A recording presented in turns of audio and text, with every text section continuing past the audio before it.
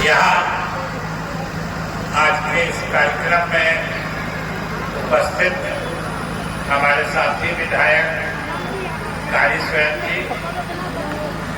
इस जिला के जिला पदाधिकारी और आरक्षी अधीक्षक के साथ उपस्थित तमाम पदाधिकारीगण, मुजाहिदुल इस्लाम मुहर्रम कमेटी मुसरी घरारी के तमाम सदस्यगण और इस कार्यक्रम के आयोजकगण और इस कार्यक्रम में इतनी बड़ी तादाद में उपस्थित मुहर्रम के मौके से नोहा खानी के लिए उपस्थित तमाम गमजदा भाइयों साथियों, सबसे तो पहले मैं आप सबों की भावना के अनुरूप मुहर्रम के मौके से मैं भी अपनी संवेदना प्रकट करता हूँ आप सभी लोगों के साथ। आप सब जानते हैं कि मुहर्रम का महीना बड़ा मुकद्दस महीना होता है।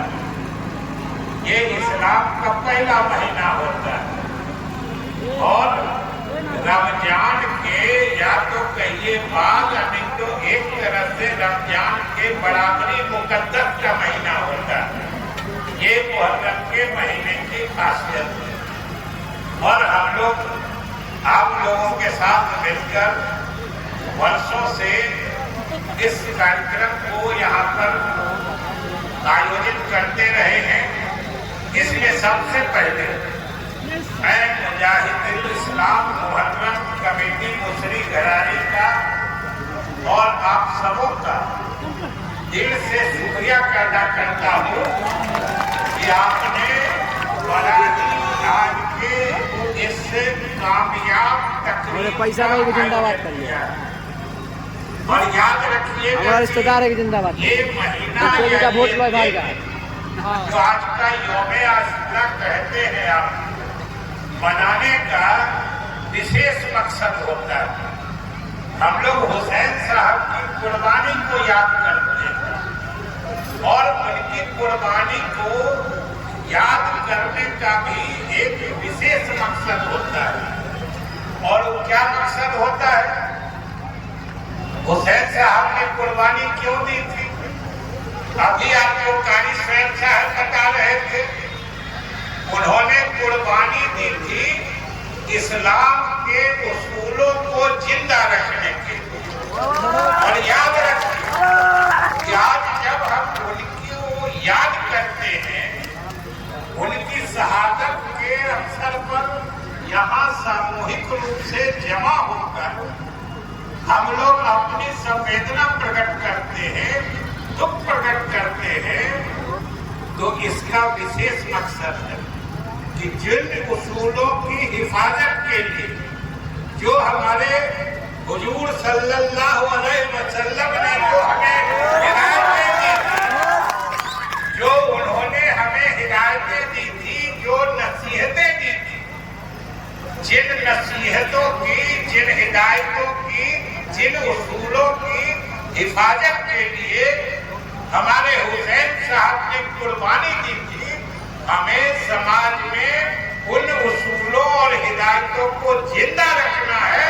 इसीलिए हम लोग यहाँ पे जमा होते हैं। और बहुत अच्छे ढंग से कारी स्वयं साहब ने कहा है कि आज ये जो असलाह का मुजाहिरा होता है, याद रखिएगा ये असलाह इस्लामी उसूल की हिफाजत के लिए कि किसी को इससे चोट न पहुंचे, किसी का दिल नहीं दुखाइए, किसी को हमेशा दूसरों की मदद के लिए तैयार रहिए।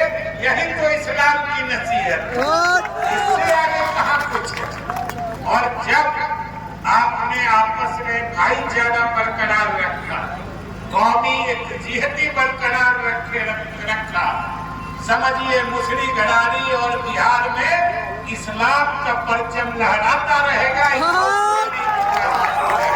याद रखिए। और इस्लाम क्या कहता है कि भाई इस्लाम तो नाम ही है मोहब्बत शफकत का, इस्लाम नाम है रहमत का, इस्लाम नाम है इंसानियत का, और इस्लाम है राह जन्नत का। अगर इस्लाम के रसूल समाज में जिंदा रहे तो समझिए हम लोगों के समाज को खुदा या भगवान के नजदीक पहुंचने से कोई रोक नहीं सकता है। ये सीखने और समझने की जरूरत है। और उन्होंने क्या हमें समझाया, क्या सिखाया?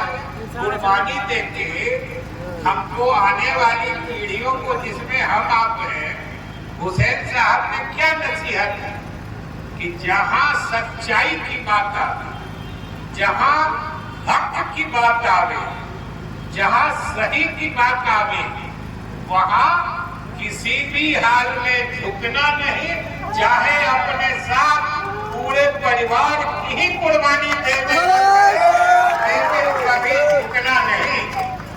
ये फर्क समझना पड़ेगा। लेकिन याद रखिएगा कि अगर हुजूर सल्लल्लाहु अलैहि वसल्लम से लेके हुसैन साहब के उसूलों को जिंदा रखना है तो सच पीछे मौलाना है कि पीछे जो सही मौलाना से ट्रेंड हुआ है और गलत ना बोल तो जिसको हक पीछे हो, पीछे और बातिल कहते हैं, इसके फर्क को मौलाना को समझना। 24 पर रखो है। और हम लोग उनको क्यों याद करते हैं हुसैन साहब को? क्योंकि हम लोग कहते हैं अभी देखा करो कि हक और बातिल इसको निकल जाने दो।